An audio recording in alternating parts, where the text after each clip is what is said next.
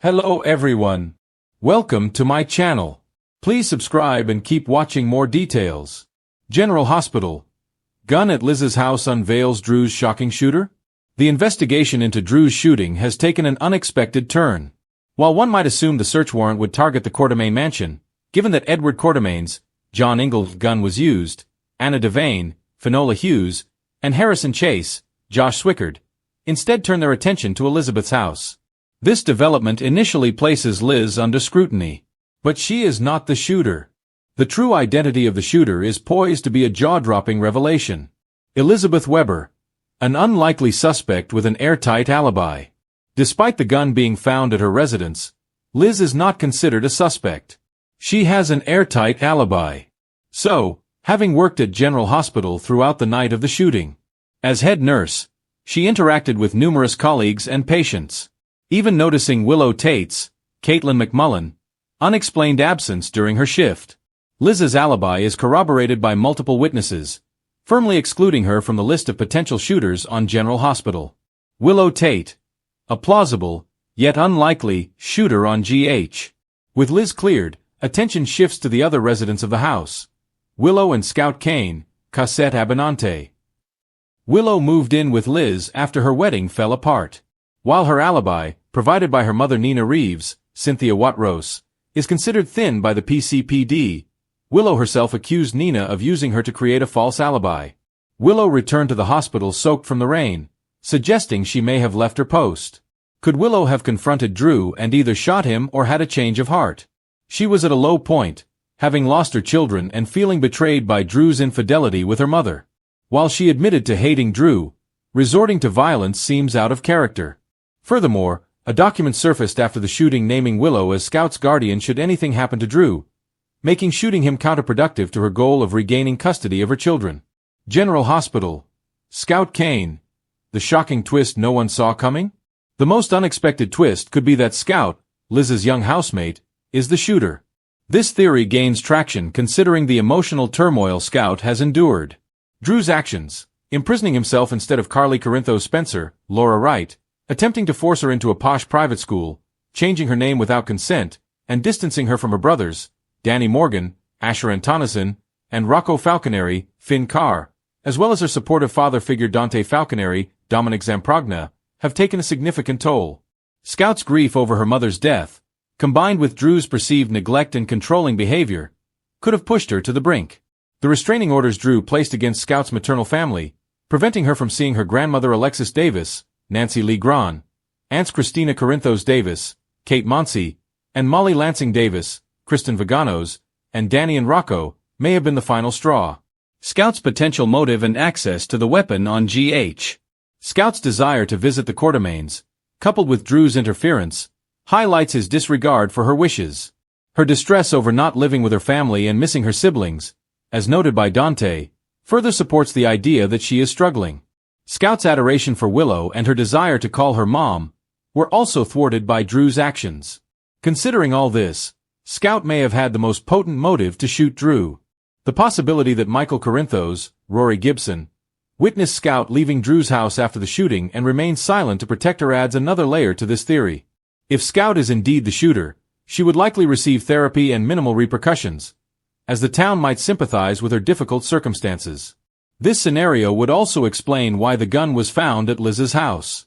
Conclusion. Elizabeth's involvement changes everything. The mystery surrounding Drew's shooting continues to unfold, with the discovery of the gun at Liz's house pointing towards a potentially shocking culprit. Will Scout's tumultuous life lead her to become a quiet night at Liz's home? The boys are away for the weekend, and Elizabeth decides to tackle the never-ending task of organizing her basement. But as she moves a dusty box labeled Jake Old Art Projects, something metallic clinks against the concrete floor. Liz freezes. The sound is unmistakable, heavy, cold, and dangerous. She kneels, brushing aside an old towel, and there it is, a gun. Not a toy. Not a replica. A real weapon, half wrapped in a rag, tucked away as if someone meant to hide it, not discard it. Her breath catches. What the hell? Liz's mind flashes to Drew, to the shooting that nearly cost him his life. The police never found the weapon. Could this be that gun? Without thinking, She calls the PCPD. Within minutes, the house is buzzing with officers, evidence bags, and flashlights cutting through the dim basement. Dante Falconeri takes charge, his expression grim as he lifts the weapon with gloved hands. It's a 9mm, he confirms. Same caliber used on Drew. Liz's stomach churns. That can't be a coincidence. Dante's dilemma. At the station, Dante knows he's treading on dangerous ground. The ballistics test could either blow open a major case or point the finger at someone nobody expects. Do you really think someone in Liz's house could have hidden that gun? Jordan Ashford asks, eyeing the report that's about to come in. Dante exhales. If the ballistics match, that means someone had access to her house. Maybe even someone close to her. They both know what that implies. Liz's sons, her exes, and her friends have all crossed paths with Drew. Cameron, Jake, even Finn. Anyone could have come across the weapon. But Dante's gut says there's more. Someone planted it there, he mutters. And whoever it is wanted Liz caught in the middle. Drew's suspicion deepens. Meanwhile, Drew Kane is growing restless. Recovering from his injuries at General Hospital, he's been replaying the shooting in his mind. The shadowed figure, the muffled gunshot, and that one strange detail, the shooter's watch glinting under the streetlight. He brings it up to Carly during her visit. I saw the shooter's wrist, Drew says quietly. They wore a silver watch with a cracked face. Carly frowns. That's specific. Yeah, he says. Because I've seen that watch before.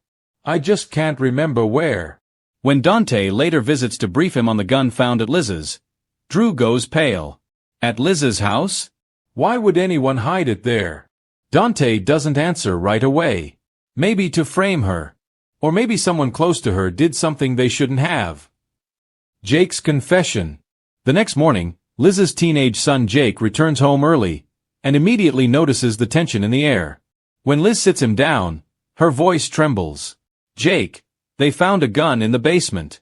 The same type used to shoot Drew. Jake's eyes widen, his throat tightening. Mom, I swear I didn't. I'm not accusing you, Liz says, but her heart is racing. I just need to know if you've seen anyone down there lately. Jake hesitates. There was someone, a few weeks ago. I thought it was nothing. Liz's breath catches. Who? Jake swallows hard. Uncle Jason. The words hit her like a lightning bolt. Jason Morgan, back from the dead, back in Port Charles, and somehow tied to the very weapon used in Drew's shooting? Liz can barely process it. Jake, are you sure it was Jason? Jake nods, eyes misting. He said he was looking for something.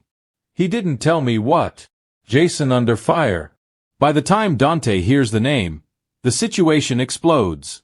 Jason Morgan becomes the prime suspect once again, not for murder this time, but for potentially covering up a shooting that nearly killed his own twin brother. Jason was seen at Liz's? Dante repeats in disbelief. When? Liz's voice shakes. Jake said it was maybe 3 weeks ago. I didn't think Jason would hide something in my house. Jason, of course, denies everything when confronted at the Metro court. I never hid a weapon. I haven't even been to Liz's place since the night Jake got sick.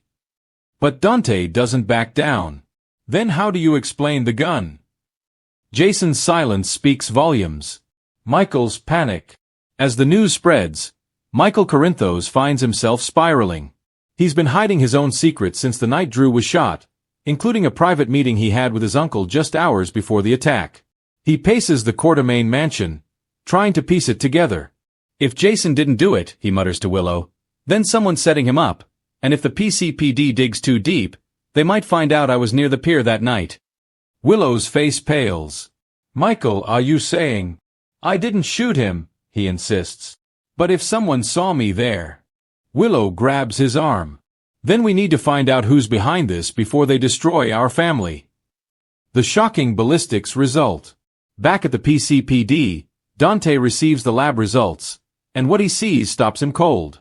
The fingerprints on the weapon don't belong to Jason, or Liz, or anyone currently in Port Charles. Who the hell is Ronnie Frazier? Jordan mutters, scanning the file. Dante's eyes narrow. XDA.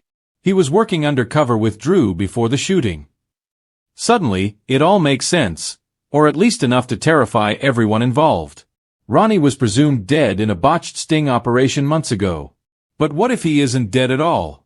What if Drew's shooter is still out there, Dante whispers, and he's coming back to finish the job? Liz's home under siege. That night, Liz sits by her window, every creak of the old house making her jump. She can't shake the feeling she's being watched. When she goes to lock the back door, a shadow flickers in the yard. She gasps, fumbling for her phone. Before she can dial, a familiar voice comes through the darkness. "Liz, it's me." Drew steps forward, his face pale but determined. "I remembered something else. The night I was shot, I heard someone whisper your name." Liz stares at him, horrified.